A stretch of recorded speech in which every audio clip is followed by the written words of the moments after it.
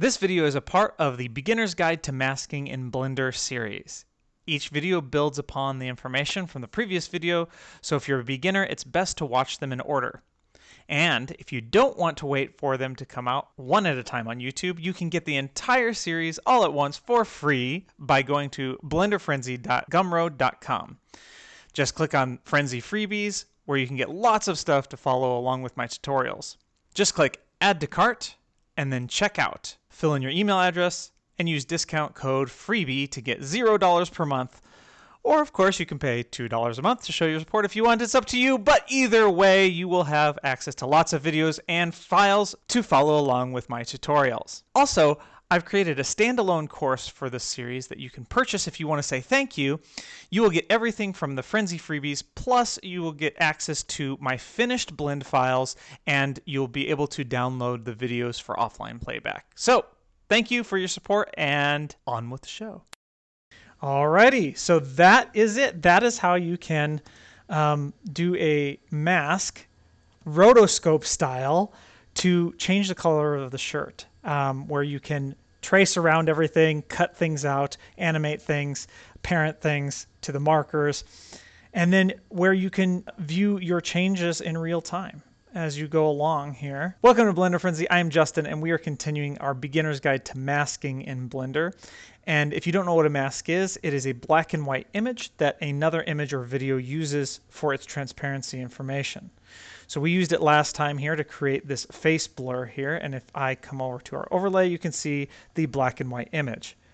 This little spline that we created here is our mask, and it is telling where the black and the white and any gradient or feathering in between. It tells our image sequence here what to use for the clear image and what to use for the face blur. If you haven't seen the face blur video yet, I highly recommend checking that out before watching this one, because we are going to use all the same principles of creating this mask, but we're going to use it on our shirt, and it's going to be a lot more complicated on our shirt, and I'm not going to go step by step. So if you want to see more of the step-by-step details, watch that face blur video. But the more complicated version of this is called rotoscoping, basically, where you trace around an object in order to isolate that object or cut out the background. And traditionally, you have to do this frame by frame for however many frames you have.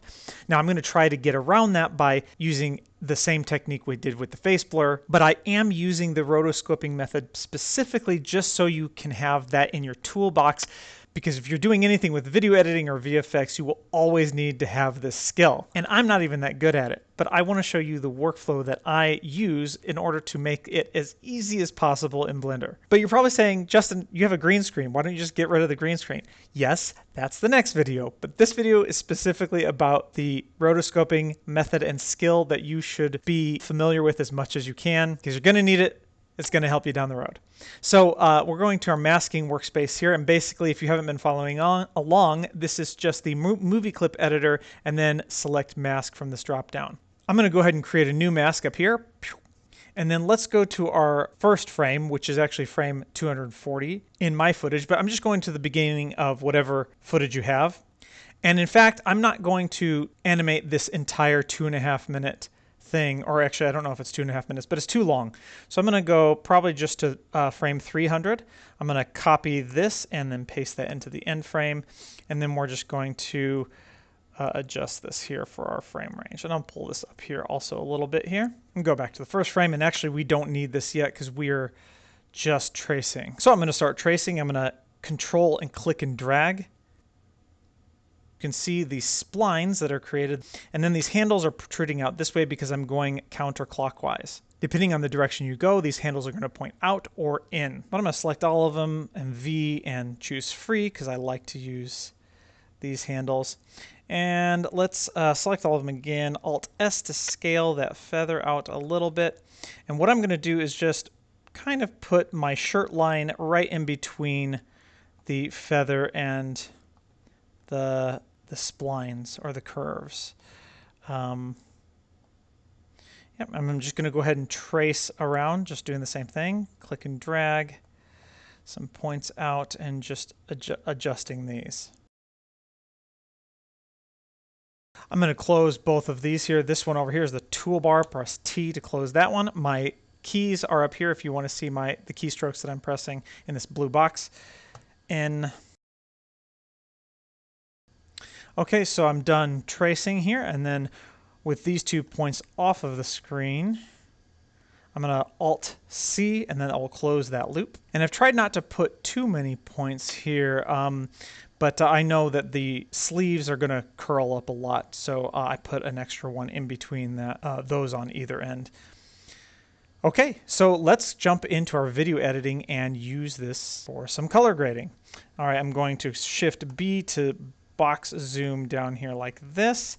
And I'm just going to go ahead and hide our blur for now, and then bring our footage. I'm going to grab it on the Y, move that up, so GY, and move that up. And this is just for visual so that all that other stuff isn't in the way. Control middle mouse and drag this around to adjust.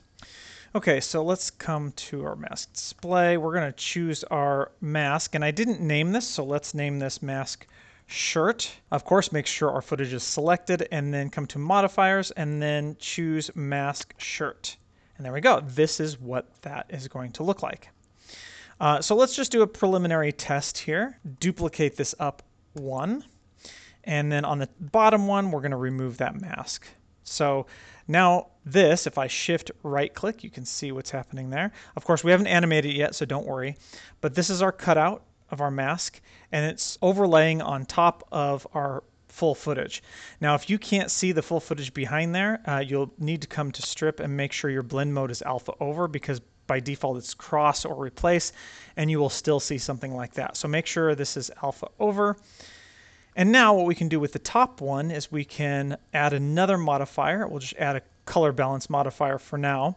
The last time we did this on just a still image with the car, we changed the car color. This is kind of the same concept. Last time we used the hue correct, but here it's actually, because my shirt is so dark, the better one to use is going to be a color balance. So I'm just going to pull these out here to more of a blue type color, and you can already see that effect. Let's go back to the first frame because we've only traced it for the first frame now. Okay, so that's something like that. We can pull up the shadows and the highlights there. And we probably don't want to do, yeah, this looks too cartoonish here, so I don't want to pull that up to maybe a tiny bit. Okay, again, and then we can see what's happening here. We have this overlaying on top of this.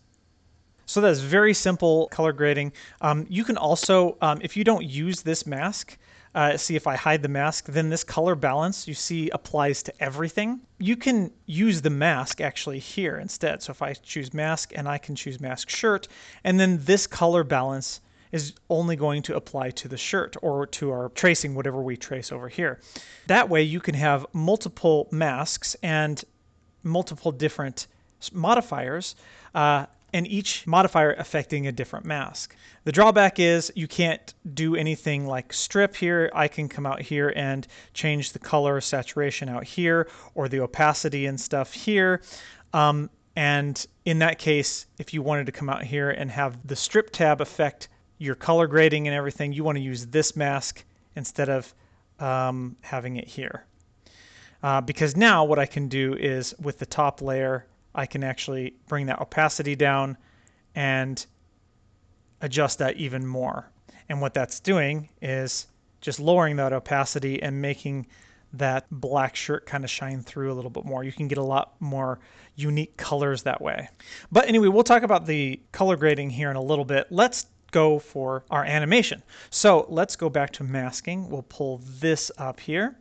And we've already got a keyframe for our face blur here. I'm going to come here and turn off summary, so get rid of that.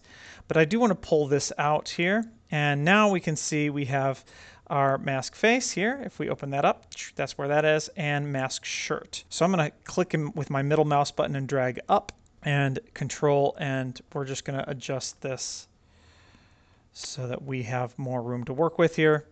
And the very first thing I'm going to do on our start frame here, I'm going to select everything and press I to make a keyframe. That's going to be our starting keyframe, which is going to be here. The next thing I'm going to do is turn on auto keying, And be careful with this auto keying, because if you forget that it's on, you might start making keyframes in places you don't want. So remember that it's on. And I'm going to use the exact same method that I used for the face blur. And that is, I'm going to the start and the end of the major motions. So I'm going to find our major motion here. So right there, that's our major motion. So I'm going to keyframe the start of that motion and the end of that motion. And I'm going to go through the whole frame range here and do the start and the end of major motion of my body. My elbow goes back and forth like that. My hand goes up and down. Those are the only keyframes that I'm going to make at the start. So I'll just show you the first two here real quick. So let's do this one. Right about, I would say, here, 249. So I'm going to zoom in here and just adjust the points to where they should be. And this can get really, really, really tedious. And this is why people use green screens and stuff, so they don't have to spend the tedious work of constantly keyframing splines and points and handles and stuff. I like spline. I like that word. It's just the same. It's just a curve, basically.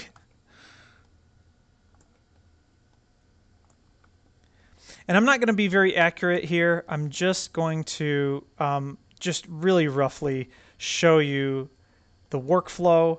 You can be as accurate at this as you want. And you will probably have to be fairly accurate depending on the project that you're working on and the result that you're going for. I will show you some really cool ways that you can really get some good accuracy on this mask here with some visualization in just a little bit. But first, let's get these two keyframes keyframed.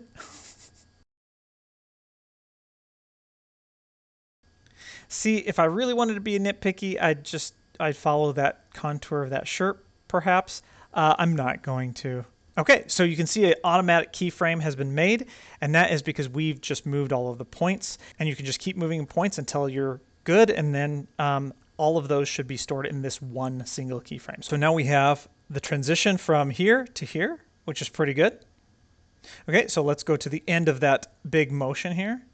Okay, right before my hand starts going down. So maybe right here, 259. And once again, let the tedium commence. And here I'm just going to guess. Just make sure that lines up starting up here. Box select and move multiple at a time using the G key, G for grab. Again, I went into all of that in the previous videos, so a good thing with this is you can just crank up some music while you do this, or put on a podcast. I love the Blender Guru podcasts, so it's like Blender multiplied. It's like Blender Guru plus working in Blender. Okay, so now we have something that looks like this, and you can see our mask shapes to our shirt pretty nicely. It's not perfect. We can refine it later, but for now, this is going to give us a good overview of what it's going to look like. But the problem here is we actually don't know what the mask actually does look like, especially with our feather here. So I'm going to show you a setup that you can use so you can see it in real time as you move your mask around. It's going to help you to guide your mask. So if we come over to our video editing, we can already sort of do this. If we Shift A to add in a color, let's bring that up right under here. And of course, let's go to the beginning. I'm going to turn off my auto keying for now, just in case. I just noticed that. But let's snap that here. And I'm going to turn this color to white. And then I'm going to hide this footage here. Okay, so this is one way to help us gauge our mask and our feather. So if I zoom in over here, you can see where that feather is starting to spill out over here. And if I select these and I grab them and move them over here, Control R to refresh. And it's not doing anything because I forgot a very important step. And our modifiers and our mask, you can see that this is relative. So we need to press N here and go up to our mask settings. We need to change our start and our end frames here to match these down here. So 240 and 300, enter. and Control R, and it's still not working, and that is because we need to add a keyframe or just turn our auto keyframe on. Control R, move these again, Control R, there we go. Okay, so this is going to help us to know where we can put that mask. I'm going to actually turn off the color balance, and what we can do is pull these in like this, and then Control R down here, and then you can see we're just going to try to eliminate the green as much as possible while keeping the shirt, and we may have to adjust the feather, but if I pull these in like this, Control R, that's what's happening. If I pull these out, you can see every time I Control R to refresh, you can see the results. Now this is a bit tedious, and there is a better way to do it, and I will show you that in a minute. I did try one of the things you can do to make it real time.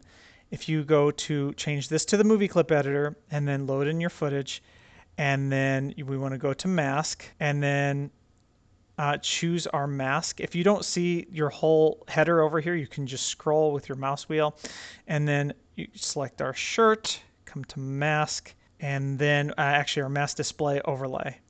And let's do combined. And this might not help us with our black shirt here, but it might. So you could do this, TN, and then over here we can go, we can move these, and you can see it's moving it in real time, just like you would want, and then you can see that green.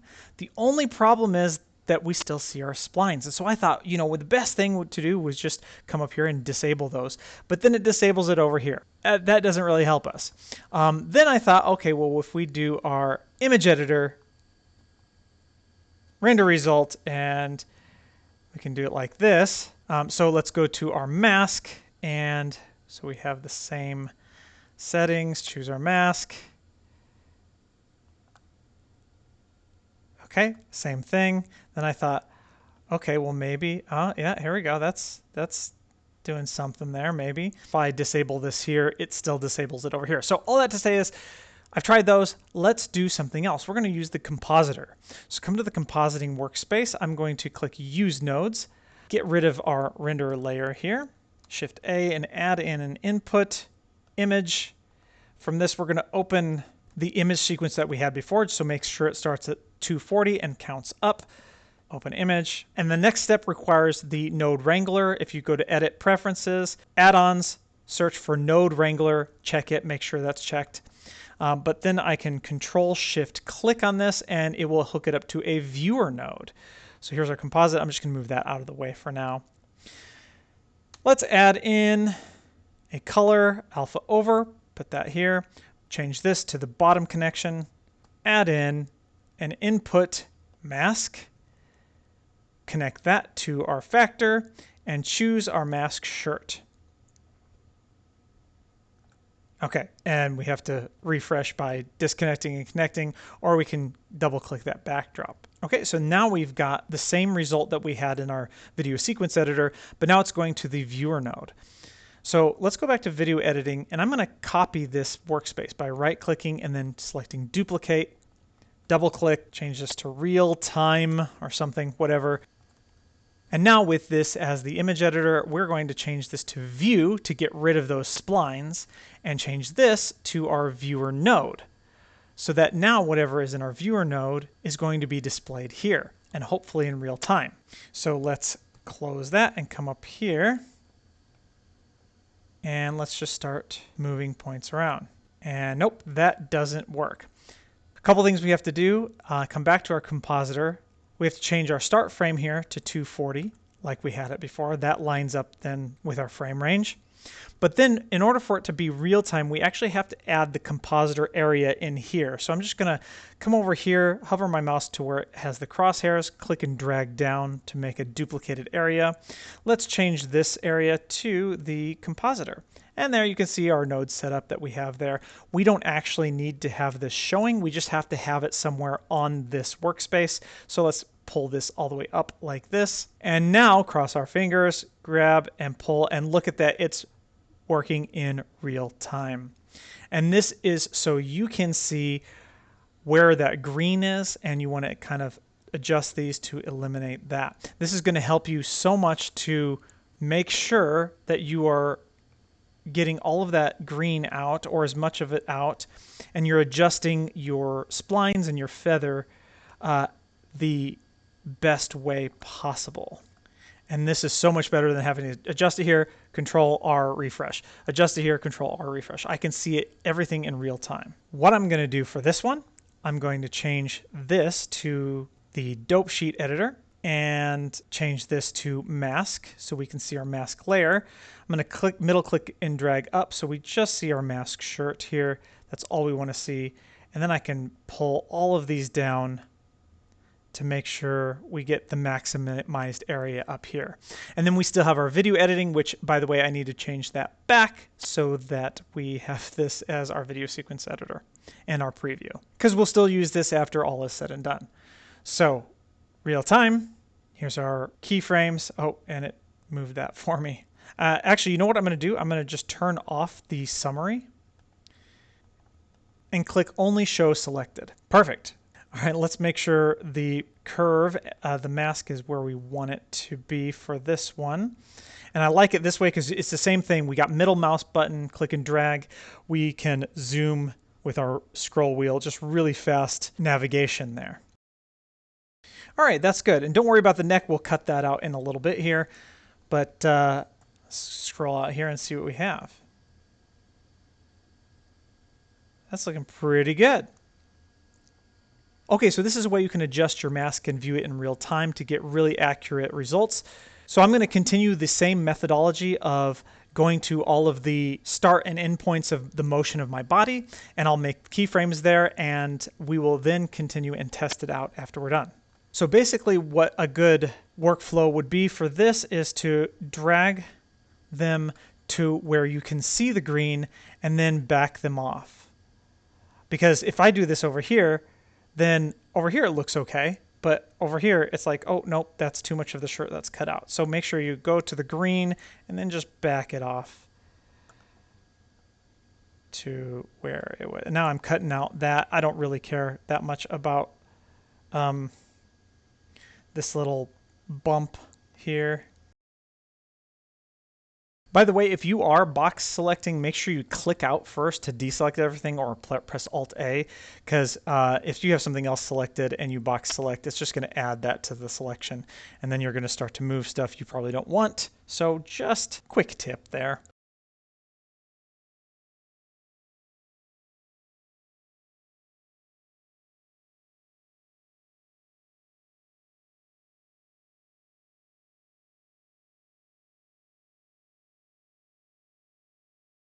Okay, let's see what we have here. Let's go back to the beginning, and I'm going to turn off auto keying for now.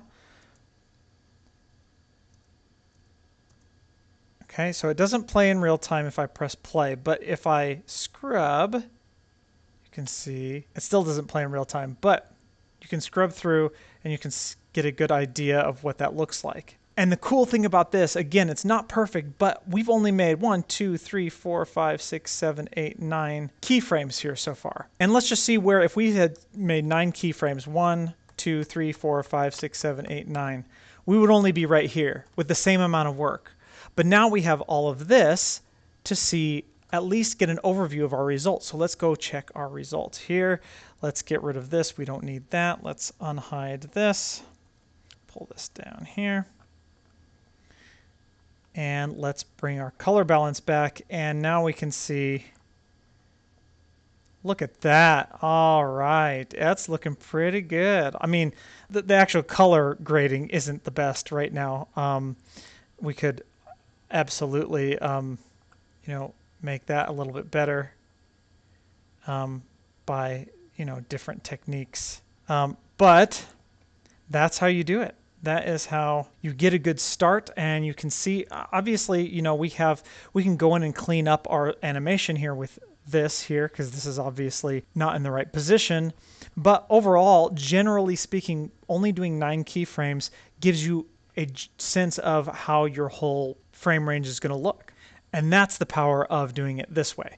So then what you would want to do, of course, is you would want to come back to let's do our real time, and you just want to come in and adjust those things. So where it is out of the alignment here. We just, yeah, I guess it's about maybe right here.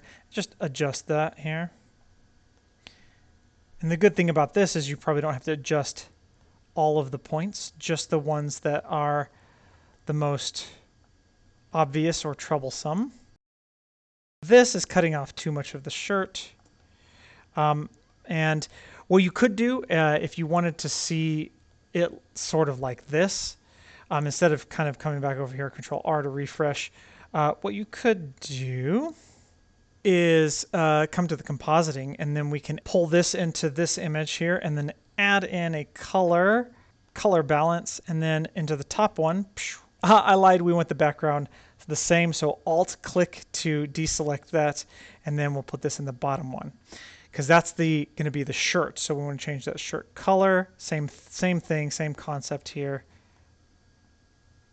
And pull that up here, and you can see what's happened if I middle click and drag.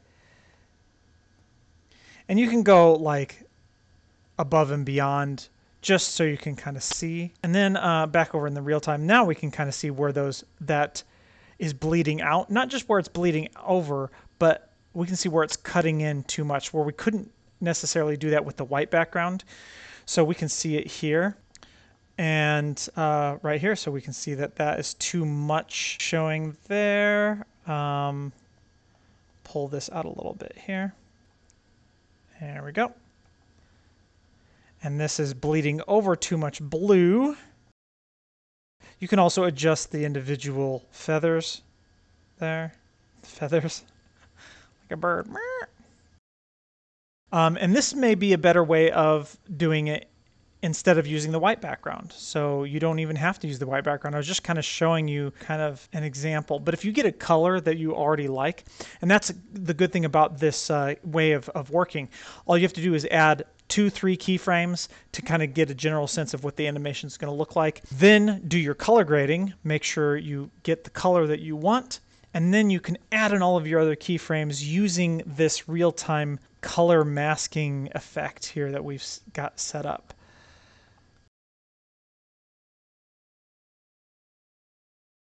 And I actually got to be careful here. There actually is a sort of an outline, a light green outline around that. And that's what I was trying to get rid of, but that's actually part of the footage. So we'll just try to focus on making that blue. Oh, and I didn't put my auto keyframe on, so before I change this, if I move my playhead right now, I'm going to lose all of those changes. So hover my mouse over here, select everything, press I. There we go, we have a keyframe, and turn on our auto key. That's the opposite problem than too many keyframes. Okay, and then I can go in between these. So probably like right here, I'd probably want to create one adjusting those like this. But I'm not going to do this. But this is what you would do. Just kind of go and reshape all of this here. Make sure you're saving as you go along. You don't want to lose any of your work that way either. Okay, so now we need to cut out the neck and the hand. So let's start with the neck. We're going to come back over here. And then let's go back to our masking for now. N to open up our properties. And here's our mask layers. So I'm going to double click here. This is going to be our shirt. And then I'm going to click here, add a new mask layer. This is going to be our neck. Okay, I'm going to disable our shirt layer. And then now we can add in our neck layer. I'm going to just add in a mask here. Shift right click to set my 2D cursor. Shift A, add a circle. Alt S to scale that feather a little bit. And then V to make these free. And then I'll just align these. I can align them here. So before we go any further, let's see what these look like together. So if we go to our mask display, you can see nothing. Now you would think that you could just click holes here and that will create a hole. That's only if you have this spline on this here. But everything that's on the shirt is just the shirt, and everything that's on neck is just the neck. So instead, let's select our neck layer. And by the way, make sure you know which layer you have selected, because whichever layer you have selected, that's what layer you're going to add the points to. So with our neck selected, we're actually going to change our merge add to merge subtract. And then that will subtract it from the other layers, or at least the layers above it. So now if I click this middle button here and drag, that will drag this around, and you can see it just cuts out wherever that is. And if we come over here to our real time, you can see what's happening. If we do that in here, oh, look at that. We are dragging that around, and I'm not clicking, just selecting the points there. I just want to select this. There we go. Control click and add another point here. Oh, actually, I'm going to undo that. Control click and drag so that we can have those handles come out. Pull this up, pull that over, and try to adjust these the best that I know how. I don't want to make the shadow in here blue, so we'll just make sure we're not doing that. We're just getting the shirt.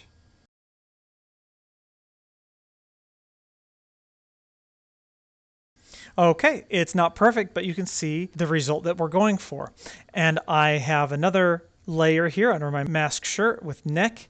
And if I click that, I can highlight those rows to see them better.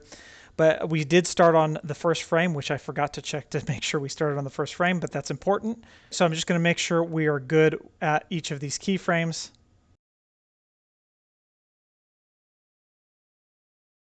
And of course, I can always adjust the other ones here as well.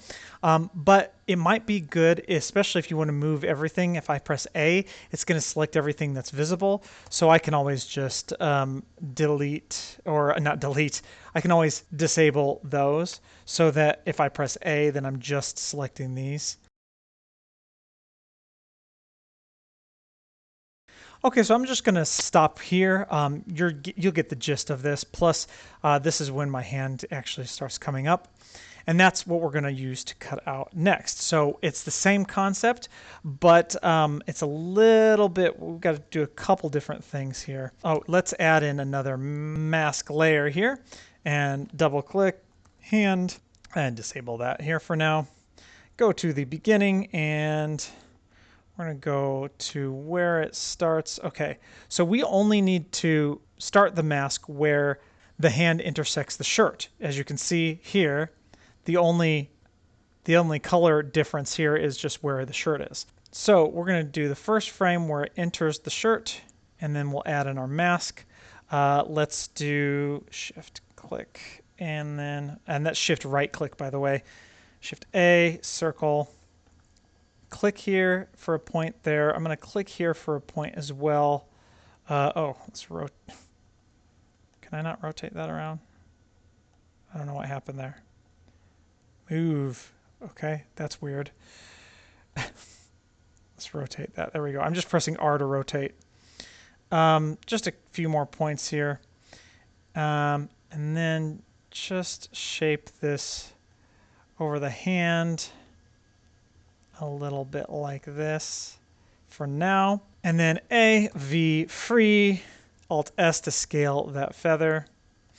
And here I'm actually going to change the feather fall off for the spline. Not the fall off here for the actual feather, but for the spline, I'm going to change this to smooth and then change this to linear, I think. But I want to make sure I have, yeah, more of a point like this. That's good. So smooth and linear is fine there. Yeah, I can rotate that around. And you can see the effect that this is now having. I can also do my overlay display here. And what I'm doing with the feather is I'm just trying to mimic the blurred motion of my hand. So you can see I've already started adding a keyframe, an automatic keyframe here. And for some reason I accidentally unchecked cyclic, so let's get that back in. And of course, we actually are adding white area here. If we come over here, this is actually not what we want. Remember, just like the neck, we have to come to merge subtract. And that is going to start to show our blurred motion of the hand.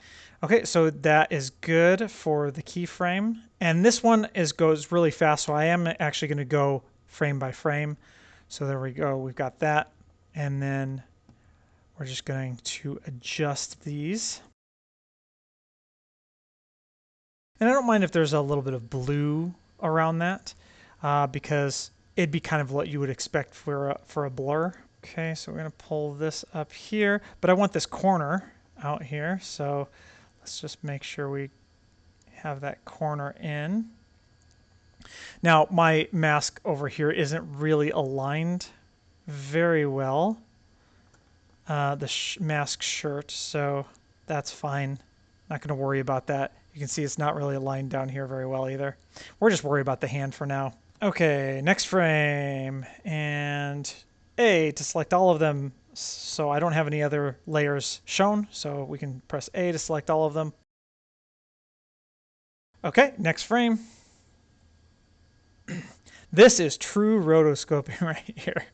Frame by frame. Get used to it. Even with green screen stuff, you'll probably need to do it. Actually, we will with our green screen in the next video. You'll see we will still use this information here, rotoscope, to cut out. Okay, good enough. But this is just to show you the workflow. But what we need to do is, for the first frame here, anything past this or before this first frame, you still have this mask here because we didn't keyframe it before this. So it just hangs there until it starts to move. So for that, I'm going to go to the beginning.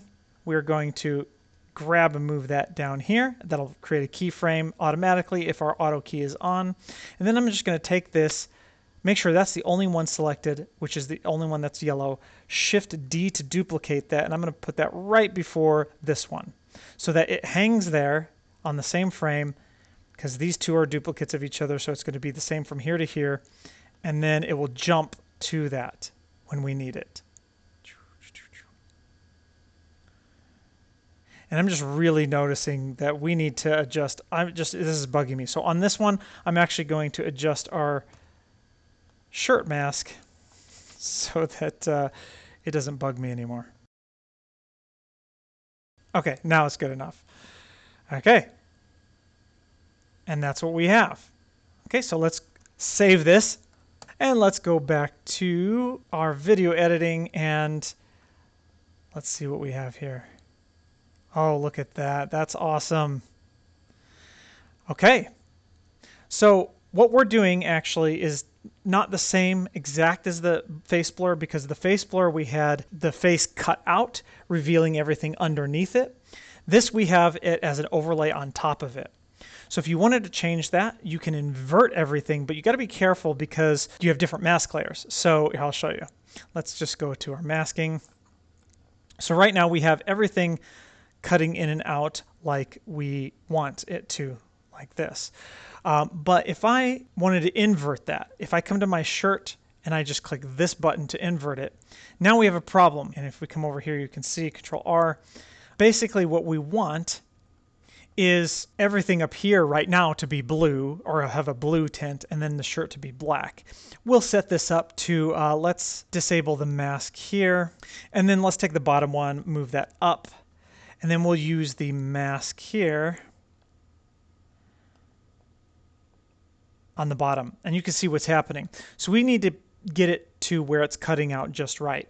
But before we do all that work, I don't want to lose any of this information on this mask, so I'm going to create another mask. So let's go back here. Now I'm going to show you the long way, because sometimes you don't have this button here to choose to make this a single user copy. So the only way to duplicate it would be to create a new mask. We're going to say mask shirt invert. And then what we're going to do is come here and copy all of our masks. Copy. But I believe we have to copy them one by one and paste. Okay, so mask layer. So we got to make sure our mask layers are the same. So we got shirt. So we'll just delete that. And then I think we can just paste that. Nope. Yep, so I think we have to do it one at a time. Okay, so we've copied everything, and we didn't copy everything on the first frame, which we probably should have. But we don't have the animation. So, but you can see here, we don't have any of the animations here. Now, you would think that you could just come over here, box select these, and then say, copy. Oh, but you can't, because it says keyframe pasting is not available for mask mode. Why, Blender? Why? This is so This is such a basic thing. Just copy those and just paste them right here. No, you can't. But you can come over to your outliner if you have your outliner open, and then change this to Blender File. Scroll down to Masks and open that up. And instead of copying all of that, that's actually a whole bunch of work that we just did, copying each layer individually. All we have to do is, let's get rid of this by right-clicking, deleting that, and then take our mask shirt, right-click, copy, and then right-click again, and then paste. And now we can double-click in here. We'll call this underscore invert. And now, if we come up here, we can see, oh, look at that. Our mask shirt invert, click that, and it is already done for us. And if we start scrubbing over the timeline, it pops into view along with all of the animation. So we don't even have to go layer by layer. It's copied everything over for us, and that is beautiful. So with the invert, so this is what we're going to do with the invert. Let's pull this down. We don't need that.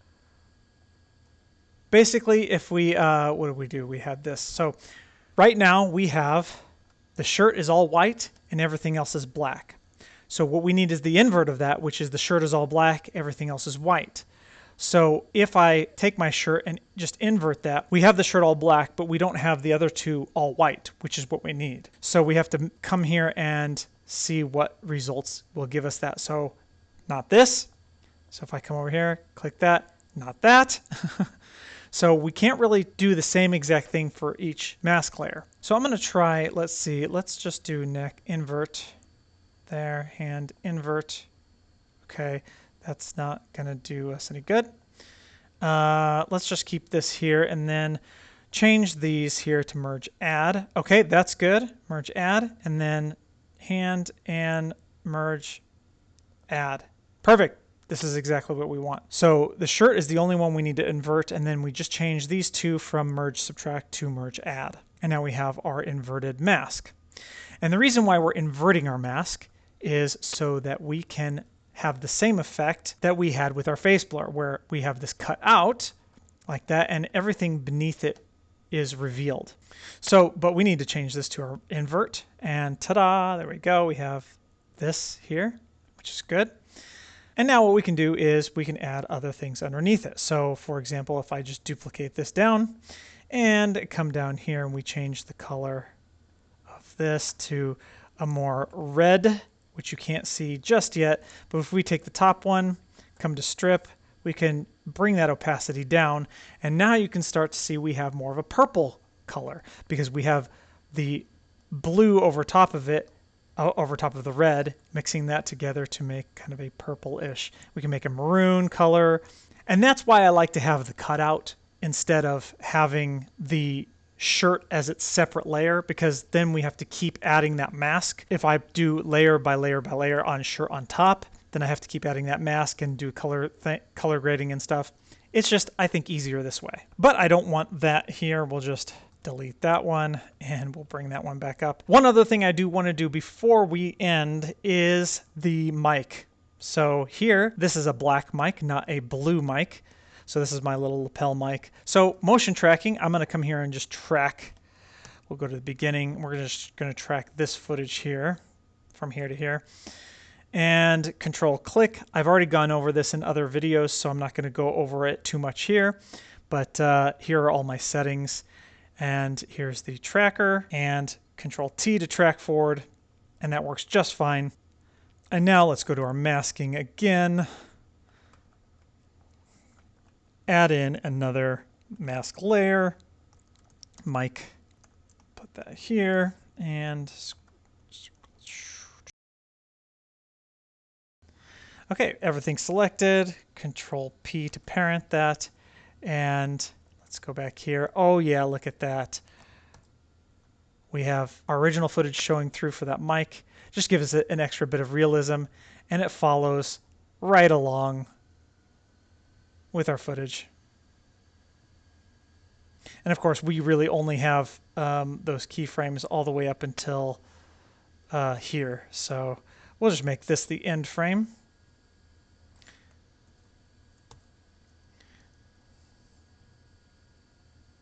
Alrighty, so that is it. That is how you can do a mask rotoscope style to change the color of the shirt, where you can trace around everything, cut things out, animate things, parent things to the markers, and then where you can view your changes in real time.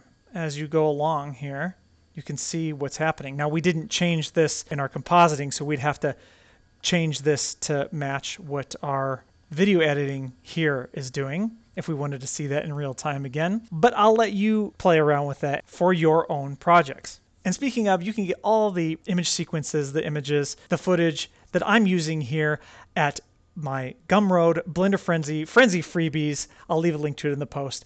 And stay tuned for the next one where we will finally remove the green screen using some keying.